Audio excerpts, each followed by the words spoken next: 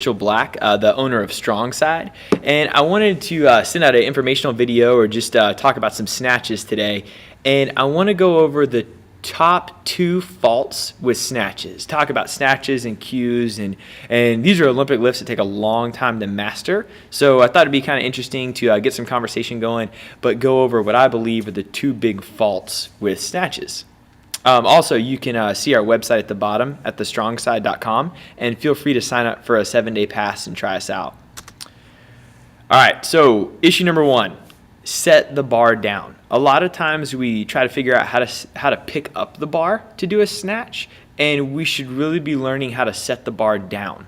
And we'll talk about why, but keep in mind that you really want to learn how to put the bar down before you learn how to pick it up. And we'll talk about what it will translate into. So each member, when they're learning the snatch and the clean and jerk, they go through set progressions. And these are our progressions that we make every member do before they even do the snatch. And a lot of these are very similar to USA Weightlifting. We try to adopt a lot of their philosophies, and we have USA Weightlifting coaches here as well. But the first thing we have them do is the snatch press from behind the neck, snatch balance, and this is all done with an empty barbell.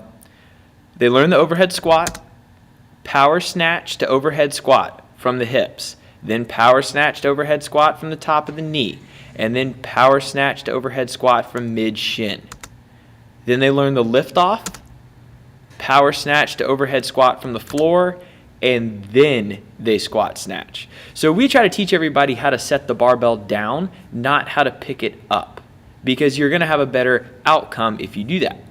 And the reason we do that, and the reason we try to set the bar down and not pick it up, is because it usually turns into somewhat of a deadlift. What I hear a lot of coaches will teach people, or a lot of, not even coaches, but just, meatheads in the gym and stuff will come in and say, all right, you're going to get into your conventional deadlift position, or you're going to start kind of like a deadlift. And I understand it. I totally understand it. But when you put somebody in that deadlift position, they do have vertical shins, as you can see from the arrow, which is great. But I want you to look at how high the hips are and how high the head is. The deadlift is designed to just stand up with the bar. Just get the bar to the hips. That's all it's designed to do. And this position for the deadlift does create a lot of force in standing up. However, when we look at the snatch or clean, because they're both done in the same pickup position, we notice a very low butt, not below the hips. I mean, the hip crease is right below the hips, and we notice a tight back, chest high, and the head is much higher. The shoulders and head are much higher than the butt, because we know we have to get that bar to the shoulders, and we have to get it above the head, and we have to find this thing called power position, which we're going to talk about next. But you'll notice that where the deadlift works the hamstrings, it's not ready to explode the hamstrings. If we can bring that butt down so the hip crease is right below the knee and the chest and neck are high, not hyperextending the neck, but just higher than the deadlift, we can treat those hamstrings like rubber bands, where they're loaded and ready to take off and ready to get you into this power position. So the infamous power position looks something like this. And yes, his shin should be a little bit more vertical, but he's ready to jump. This is your power position or jumping position, where you're ready to send that bar over the head for a snatch, or receive it at the shoulders for a power clean, squat clean, whatever you're trying to do. This is the same position used in a split jerk, push press, push jerk, even a kettlebell swing or jumping on a box. You're finding the body's most efficient position to produce force or trajectory, with either up or down. And we have to find this trajectory to figure out, what are we going to do with the bar? What's the most efficient path for this bar to travel? And if we just try to yank the bar up from a deadlift position, you're not going to be able to accelerate efficiently, because that's not what the deadlift is designed for. The deadlift is designed to pick the bar up, where the power position is designed to find the hips and jump. So point number 1 being, learn how to set the bar down. If you teach somebody how to set the bar down, it will have a greater effect on them having a good position to pick the bar up. If we just try to pick the bar up, we're most likely going to find that athletes don't hit off the hips, they pick up like a deadlift, and it's just not as powerful as if they learn how to set the bar down. Also, when they learn how to set the bar down, they learn all the positions needed to receive the bar, such as a overhead squat for the squat snatch, or learn the power snatch from the hips, so they can learn how to snatch off the hips first before they learn how to pick the bar up. They learn how to get the second pull, which is the most difficult, because the first pull is fairly easy. The second pull is what's most difficult. So we learn that first. Learn how to put the barbell down.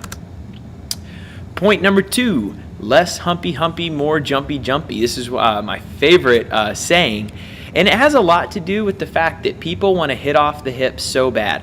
Hitting off the hips and shrugging is great, but it definitely should not be taught first.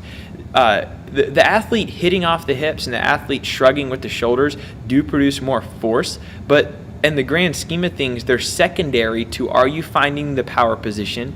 Do you have a good pickup? Are you jumping forward? Are you jumping backwards? Are you staying in the same spot? All 3 of those mean something, and we need to look at that before we say, all right, swing your hips forward and try to hump this bar and make sure you make contact with the hips, because that doesn't necessarily mean you're going to have a good power position. If you miss that power position, you can't send that barbell over the head or to the shoulders.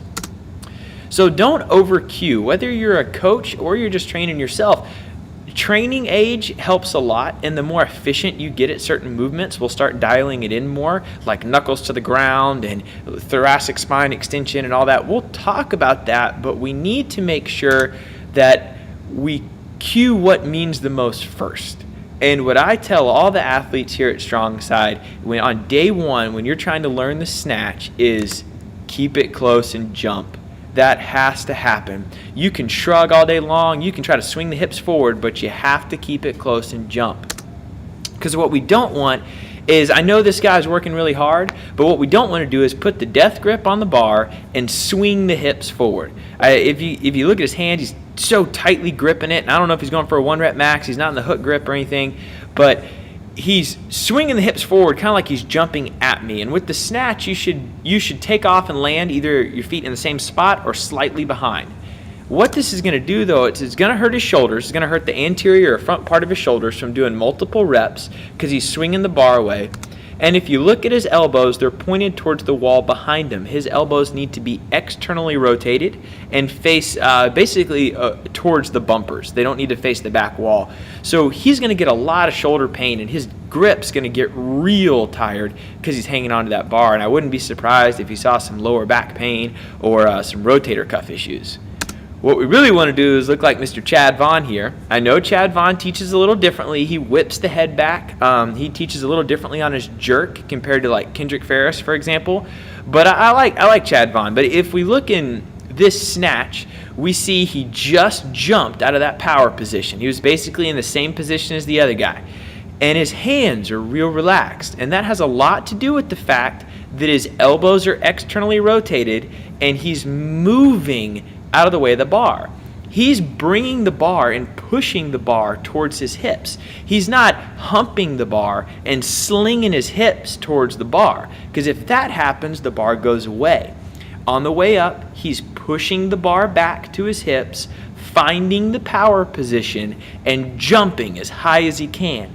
He's then extending the thoracic spine backwards to get out of the way of the bar, so the bar can make a straight path, so he doesn't have to swing with his hips, send the bar away, and then pull the bar back to him.